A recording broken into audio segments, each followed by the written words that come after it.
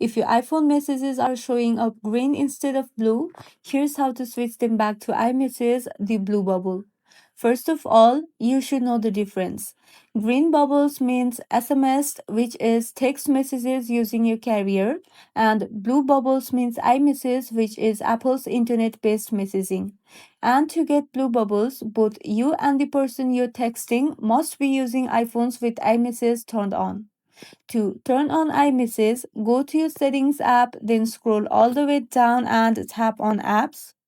After that, search for Messages and open it. Here, make sure iMessage is toggled on. And also check that Send as Text Message is on just in case iMessage fails. Next, connect to the internet. iMessage needs Wi Fi or mobile data, so make sure you're connected to the internet when sending.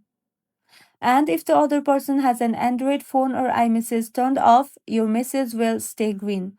There's no way around that. And that's all. If both devices are Apple, iMessage is on and you're connected to the internet, your text should be blue again.